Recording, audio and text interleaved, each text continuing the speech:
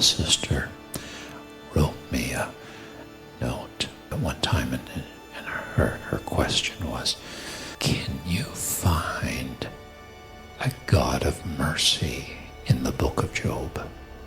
And I wrote her back and I said, yes, I think I can.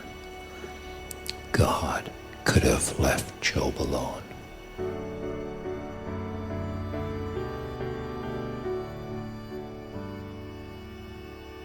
Years ago, I suffered an injury to my voice. At the time, I was a pastor and a worship leader, and since that time, my strength is very small, and it's painful for me to speak, so I have about an hour a day that I can manage, and then the pain shuts me down, so you can all do the math. When this happened to me, it threw me into crisis in pretty much every department of my life. It threw me into professional crisis. What does a pastor do that can't talk? What does a worship leader do that can't sing? I found myself in a theological crisis. God, how can I be loving you, serving you, giving you my life, giving you my best, walking in obedience, walking in faith and love, pouring my life out for the gospel, and take a hit like this? I didn't have a theology for that. I found myself in the darkest place of my life. Nobody had any answers, and all I had was this.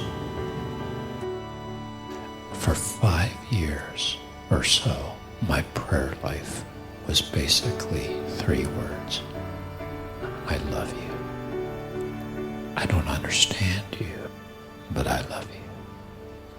Over and over, just giving him my love in the darkest place of my life. I've discovered it's the most powerful thing you can do. God could have left Job alone. He could have said, have your bickering wife, have your 10 wayward children, have your safe little world, have your little bubble.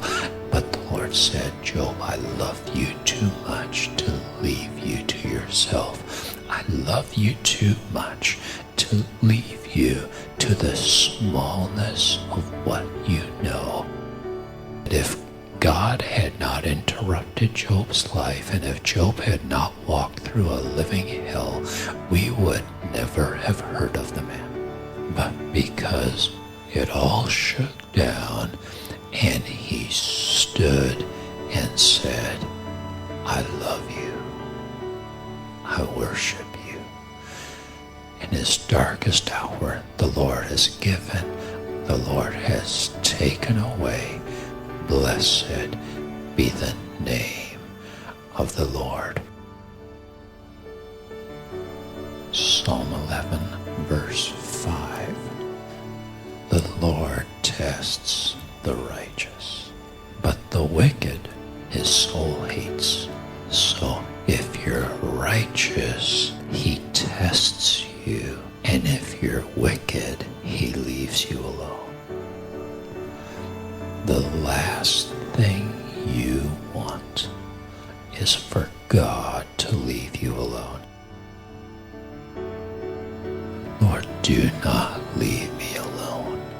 I have got to know you. I have got to see you. I have got to have you. And I want everything you've got for me. Lord, do not leave me to myself. Interrupt my life if you have to. Test me if you have to. But come to me. Visit me. Reveal yourself to me.